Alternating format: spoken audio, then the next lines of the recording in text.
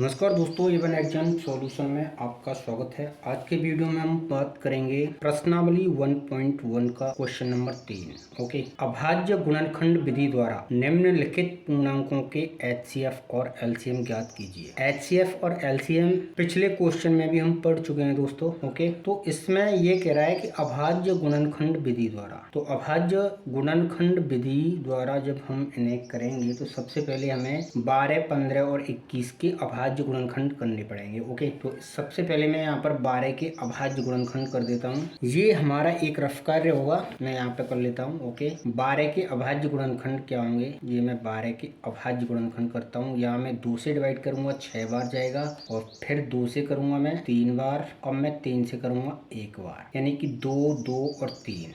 12 के क्या होंगे अभाज्य गुणनखंड, यहाँ पे लिख देता हूँ मैं 12 इज इक्वल टू 2, 2 और 3, 2 गुणा 2 गुणा 3। ओके, इसको हम एक तरीके से और लिख सकते हैं, क्योंकि यहाँ 2 जो है 2 बार आया हुआ है। ओके, तो मैं इसमें इसको लिख देता हूँ 2 की पावर 2। ओके, और गुणा 3। इसे हम इस तरह भी लिख सकते हैं। सेकंड 15, इसके भी मैं अभाज्य गुणनखंड कर देता हूँ। 2 से तो 15 डिवाइड नहीं हो रहा है, तो 3 से करेंगे। 3 पंजे 15।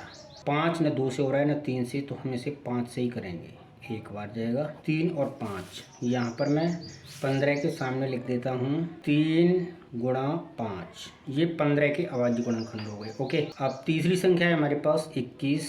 इसके भी हम अभाज्य गुणनखंड कर लेते हैं। 2 से 21 डिवाइड नहीं होगा, 3 से 7 बार होगा। 7 न 2 से हो रहा है न 3 से, तो इसको हम 7 से ही डिवाइड कर देंगे। 1 आ जाएगा। ओके, 3 और 7, 21 का हो गया 3 और 7। तो ये हो गए हमारे अभाज्य गुणनखंड। ओके, अब हमें क्या ज्ञात करना है इसमें, HCF और LCM। ओके, तो यहाँ मैं लिखूंगा 12, 15 और 21 का HCF। पहले HCF निकाल लेते हैं। 12, 15 और 21 का HCF बराबर, HCF क्या होता है हम पिछले क्वेश्चन में भी पढ़ चुके हैं।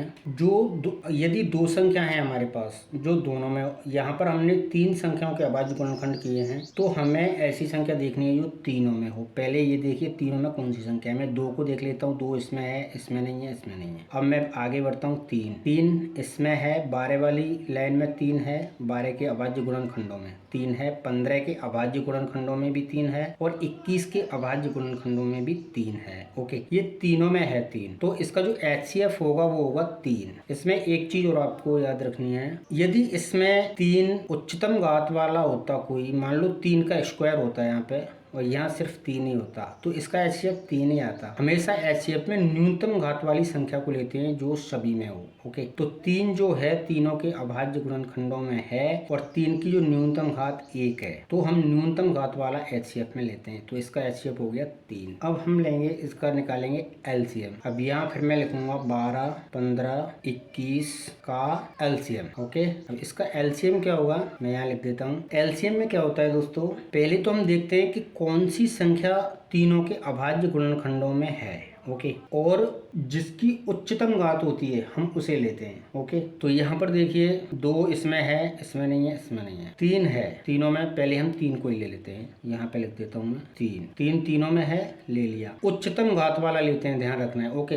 HCF में न्यूनतम घात वाला और LCM में उच्चतम घात वाला। 3 ले लिया, गुणा, और इसके बाद देखिए 2 सिर्फ 12 वाले अभाज्य गुणनखंडों के अंदर है। यहाँ पे ये रहा 2, तो यहाँ हम 2 का स्क्वायर ले लेंगे। ओके, उच्चतम घात वाला 2 का स्क्वायर ले लिया, इनटू, अब बचा क्या, 3 ले लिया हमने जो तीनों के अंदर है, 2 ले लिया जो सिर्फ 12 के गुणनखंडों में है, अब बचा क्या, 5 बचा, 7 बचा। इनको भी हम गुणे में यहाँ पे डाल देंगे, 5 गुणा 7, इस तरीके से। ओके, इनका गुणा करेंगे, 2 दूनी 4 थी, 12 60 और गुणा 7, 60 गुणा 7, 420 हो गया। LCM क्या हो जाएगा, 420। तो यही हमारे आंसर हैं। 12, 15, 21 का HCF 3 हो गया, और LCM क्या हो गया, 420। ये हमारा फर्स्ट सवाल हल हो चुका है। सेकंड देखते हैं। सेकंड सवाल है दोस्तों 17, 23 और 29। अब यहाँ हमें एक चीज देखनी है, 17 क्या है, ये अभाज्य संख्या है, और 23 और 29 ये तीनों अभाज्य संख्या हैं। ओके, तीनों अभाज्य संख्या क्यों हैं? क्योंकि 17, 23 और 29 या तो इन्हें 1 से डिवाइड कर सकते हैं या फिर ये खुद से डिवाइड होंगी। 17 को 1 से कर सकते हैं या फिर 17 से, इसी तरह 23 को 1 से कर सकते हैं या फिर 23 से, इसी तरह 29 को। ओके, तो यदि तीनों अभाज्य संख्याएं हों आपके सामने, ऐसा कोई क्वेश्चन होता है तो आपको सीधे सीधे लिख देना है, उसमें उसके अभाज्य गुणनखंड करने की जरूरत नहीं है। यहाँ पे मैं 17 लिखूंगा। ओके, बराबर में 17 और इसके साथ हम 1 लिख सकते हैं। क्यों? मान लीजिए मैंने 17 के अभाज्य गुणनखंड किए तो मैं यहाँ 17 से इसे डिवाइड करूंगा, 1 बार जाएगा, फिर मैं 1 से 1 बार, इस तरीके से। क्यों? 1 से क्या होता है कि 1 का गुणा करने पर इसके मान में कोई परिवर्तन नहीं होता है। ओके, 17 अभाज्य संख्या है जो सिर्फ 1 या 1 से विभाजित हो सकती है या फिर 17 से। तो 17 के जो अभाज्य गुणनखंड है वो क्या होंगे? 1 और 17। तो यहाँ पर 23 का क्या होगा? 23 गुणा 1। ऐसे 29 का 29 गुणा 1। ये अभाज्य संख्याएं, अभाज्य संख्याएं या तो खुद से विभाजित होती हैं या 1 से। तो ये क्या हो गए? इसके अभाज्य गुणनखंड। ओके, तो अब हमें क्या ज्ञात करना है? HCF क्या होगा इसका? HCF जो तीनों में हो और न्यूनतम घात वाला हो। तीनों में क्या है? 1 है। ओके, तो इसका HCF हो गया 1, तीनों में है और न्यूनतम घात वाला हो। ओके, एलसीएम में आपको पता ही है, सारी संख्याएं ले लेते हैं, 17, 23 और 29, इनका गुणा कर देंगे हम। इनका गुणा आएगा 11,339। ये हो गया इसका एलसीएम। ओके, एलसीएम में सारी संख्याओं को लेते हैं, लेकिन जो कॉमन संख्या होती है उसे एक ही बार लेते हैं, उच्चतम घात वाली को। ओके, इस चीज का विशेष ध्यान रखना है। जैसे इस सवाल में हमने किया था ना, यहाँ पे 3 इसमें भी है, 3 इसमें भी है और 3 इसमें भी है। तो इन तीनों में जो 3 उच्चतम घात वाला है, एलसीएम में हम उसे एक ही बार लेंगे। यहाँ मैंने एक ही बार लिया है। ओके, तीनों को 3 बार नहीं लिया है मैंने यहाँ पे, इस चीज का विशेष ध्यान रखना है आपको। ओके, जो कॉमन है उसे एक ही बार लेना, उच्चतम घात वाला। यहाँ कोई संख्या कॉमन नहीं है, इसलिए सारी संख्या मैंने ले ली है। तीसरा सवाल है दोस्तों 8, 9 और 25। ओके, सबसे पहले हम 8 के अभाज्य गुणनखंड करेंगे। यहाँ पर मैं 8 के अभाज्य गुणनखंड करता हूँ। 2 से 4 बार कटेगा, फिर 2 से 2 बार और फिर 2 से 1 बार। तो यहाँ पर 8 के अभाज्य गुणनखंड क्या होंगे? 2 गुणा 2 गुणा 2। यहाँ पर मैं लिखूंगा 8 = 2 गुणा 2 गुणा 2। ओके, और इसको हम 2 की पावर 3 भी लिख सकते हैं। ओके, अब मैं 9 के अभाज्य गुणनखंड करूंगा। 2 से 9 डिवाइड नहीं हो रहा है, 3 से काटूंगा, 3 बार जाएगा, फिर 3 से काटूंगा, 1 बार जाएगा। यहाँ पर 9 के अभाज्य गुणनखंड हो गए 3 गुणा 3, बराबर इसको मैं लिख सकता हूँ 3 की पावर 2। ओके, अब मैं 25 के करता हूँ। 25 सीधा 5 से ही डिवाइड होगा, 5 बार जाएगा, फिर से 5 से करूंगा 1 बार। 5 गुणा 5, 25 के अभाज्य गुणनखंड होंगे 5 गुणा 5। इसको हम 5 की पावर 2 लिख सकते हैं। ओके, अब इसका हम एलसीएम लेते हैं। यहाँ पर लिखेंगे 8, 9, 25 का एलसीएम। एलसीएम में क्या होता है? जो उच्चतम घात वाला होता है उसे लेते हैं। यहाँ 2 की पावर 3 है तो मैं यहाँ 2 की पावर 3, यहाँ 3 की पावर 2 और यहाँ 5 की पावर 2। इनका हम गुणा करेंगे। 2 दूनी 4, 4 दूनी 8, 8 गुणा 9 गुणा 25, तो ये हो जाएगा 1800। ओके, ये हो गया इसका एलसीएम। अब इसका HCF क्या होगा बताइए? HCF क्या होता है? जो तीनों में हो, जो संख्या तीनों में हो और न्यूनतम घात वाली हो। तो हम इसमें यहाँ कर देंगे ×1 ×1 ×1।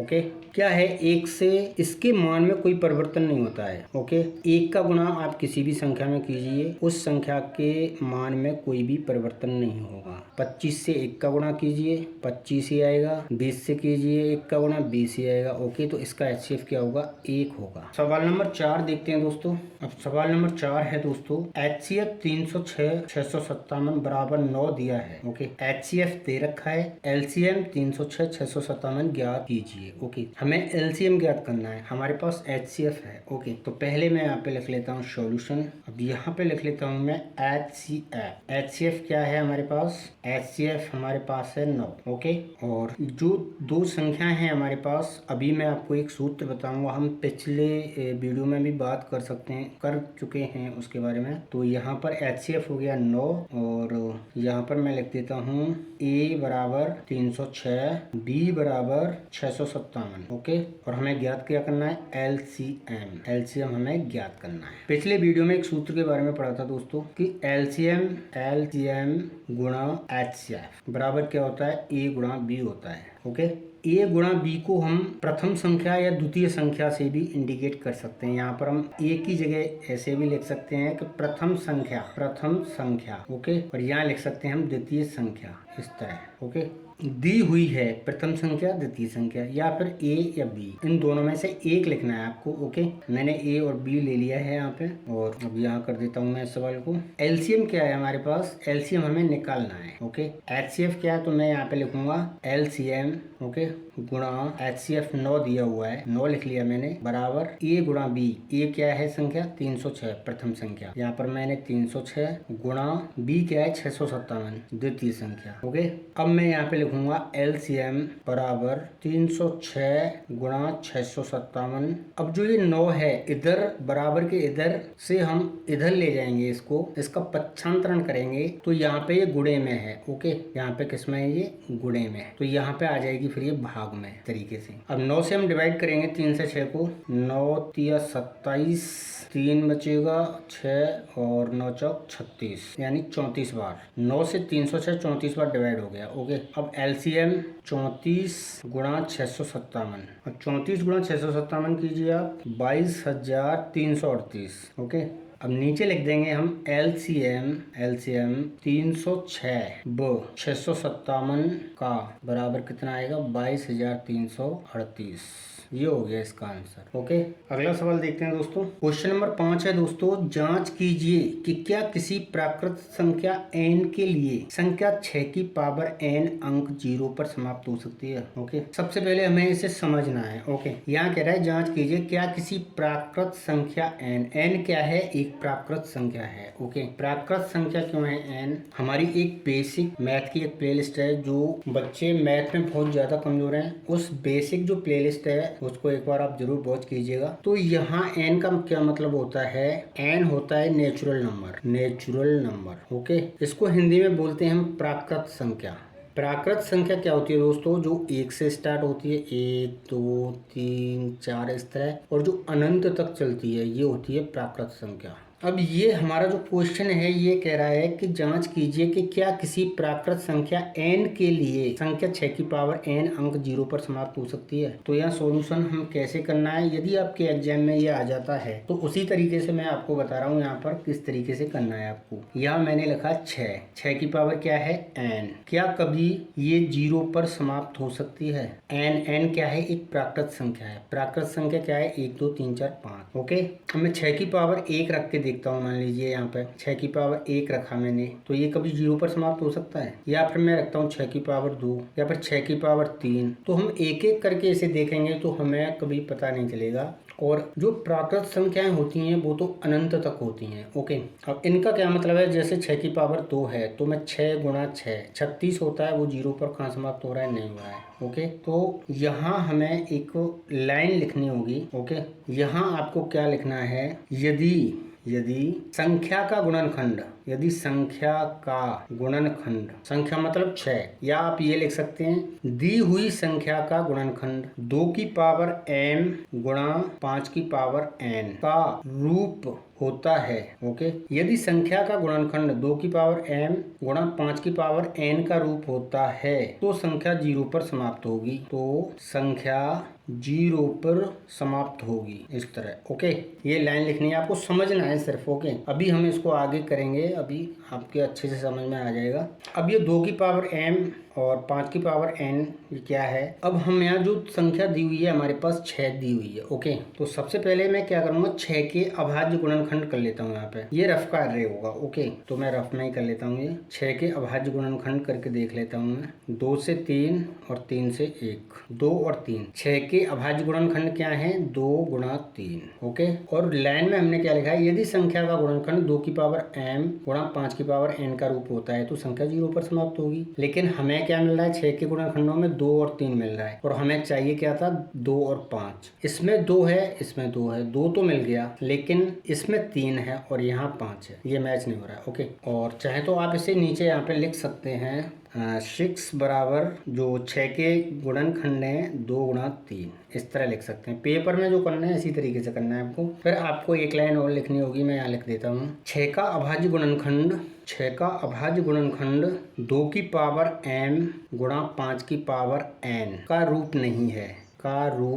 नहीं है, इसलिए 6 की पावर n कभी भी 0 पर समाप्त नहीं होगी। इस तरह करना है आपको। ओके, सिर्फ समझना है आपको, रट्टा नहीं मानना है। यदि 6 के गुणनखंडों में ये 2 और 5 होते, ओके, 6 के गुणनखंडों में 2 और 5 होते, मान लीजिए एग्जाम्पल के लिए अगर 6 की जगह होता 10 की पावर n कभी 0 पर समाप्त होती, तो 10 के गुणनखंड करते हम अभाज्य। मान लीजिए दोस्तों एग्जाम्पल के लिए यहाँ पर मैं ले लेता हूँ 10 की पावर n कभी 0 पर समाप्त होती, तो 10 के अभाज्य गुणनखंड क्या होते? 5, 2 और 5, तो इसमें आ रहा है 2 और 5, हाँ ये 0 पर समाप्त होगी। मतलब सिंपल सा है, आपको माइंड में ये रखना है, ये जो 2 लाइन हैं आपको जो भी संख्या दी हुई है उसके गुणनखंडों में 2 और 5 का आना जरूरी है, तभी वो 0 पर समाप्त होगी। ओके, सिंपल सा आपको इतना याद रखना है। जो भी संख्या आपके क्वेश्चन में दी हुई है उसके जब आप अभाज्य गुणनखंड करेंगे तो उसमें 2 और 5 कम से कम एक बार आना जरूरी है। यदि 2 और 5 नहीं आते हैं तो वो कभी भी 0 पर समाप्त नहीं होगी। ओके, अब अगले सवाल की ओर चलते हैं। Question number 6। क्वेश्चन नंबर 6 है दोस्तों, व्याख्या कीजिए कि 7 गुणा 11 गुणा 13 प्लस 13 और 7 गुणा 6 गुणा 5 गुणा 4 गुणा 3 गुणा 2, बाकी संख्या मैंने यहाँ लिख दी है, गुणा 1 प्लस 5 भाज्य संख्याएं क्यों हैं। हमें ये सिद्ध करना है जो इसने जो 2 संख्याएं दी हुई हैं ये भाज्य संख्या क्यों है।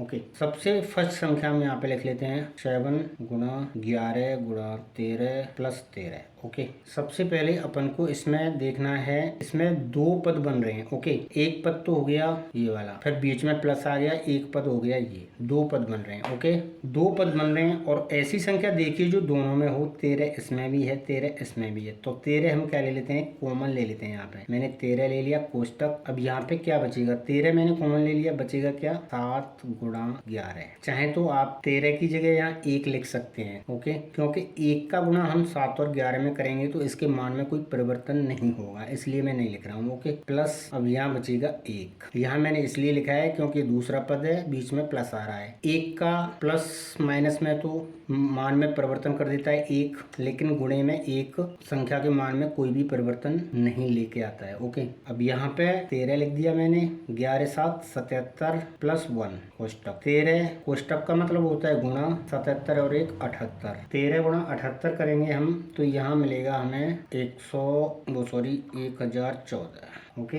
अब 1014 भाज्य संख्या है या अभाज्य। अभाज्य संख्याएं कौन सी होती हैं, जिनमें स्वयं से विभाजित हो और या 1 से। अभाज्य संख्याएं या तो 1 से विभाजित हो सकती हैं या स्वयं से। ओके, लेकिन 1014 क्या है, ये स्वयं से भी है, 1 से भी विभाजित है और अन्य संख्याओं से भी विभाजित है, जैसे 2 से है, 13 से है, 78 से है, इस तरीके से। तो यहाँ आपको एक लाइन लिखनी है, यहाँ लिख देंगे हम, चूंकि 1014 एक व स्वयं के अलावा अन्य संख्याओं से भी विभाजित है, अन्य संख्याओं से भी विभाज्य है। ओके, इसलिए यहाँ पे मैं ये संख्या लिख देंगे, 7 गुणा 11 गुणा 13 प्लस 13 एक भाज्य संख्या है। ये लाइन लिखनी है आप पेपर में, बिल्कुल ऐसे ही करना है आपको। दूसरा सवाल देखते हैं, 7 6 5 4 3 2 1 और फिर उसके बाद प्लस 5।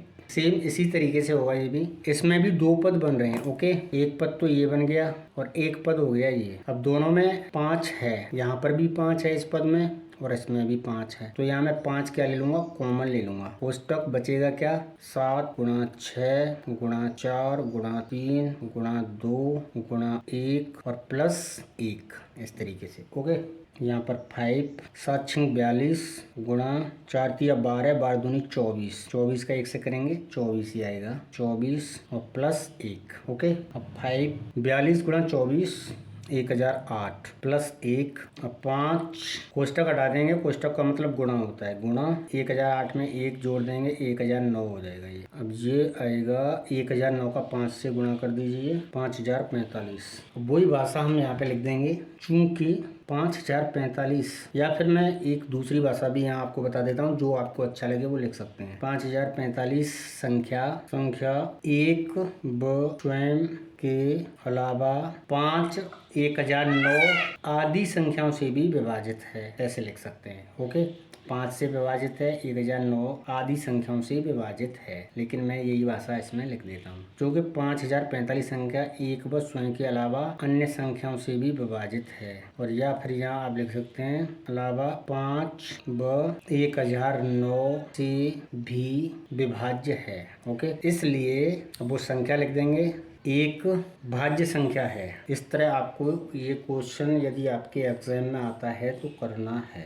इस सवाल के अंदर भी आप या तो इस तरह ये भाषा लिख सकते हैं, या अदर मैं आपको इसमें भी बता देता हूँ, इस वाली लाइन के पास इनकी जगह। ओके, जो आपको सरल लगे वो लिख सकते हैं। यहाँ लिख सकते हैं आप, चूंकि 1014 संख्या 1378 आदि से भी विभाज्य है। ये इसके बाद आपको ये लाइन लिख देनी है, इसलिए वाली। जो लैंग्वेज आपको अच्छी लगे वो लिख सकते हैं। और सिंपल सा इसमें जो समझने वाली बात है वो ये है कि अभाज्य संख्या एक और स्वयं के अलावा किसी से भी विभाजित नहीं होती है, और जो भाज्य संख्या होती है वो एक और स्वयं के अलावा अन्य संख्याओं से भी विभाजित होती है। इसलिए यहाँ पर जो दो संख्याएं इस क्वेश्चन में दी हुई हैं, ये इनको हल करने पर हमें 1014 मिलता है और इधर 5045। तो ये दोनों संख्याएं जो हैं एक और स्वयं के अलावा अन्य संख्याओं से भी विभाजित हैं। सिंपल सी बात है, ये अपने माइंड में रखना है। अगला क्वेश्चन देखते हैं, लास्ट सवाल नंबर 7 है दोस्तों।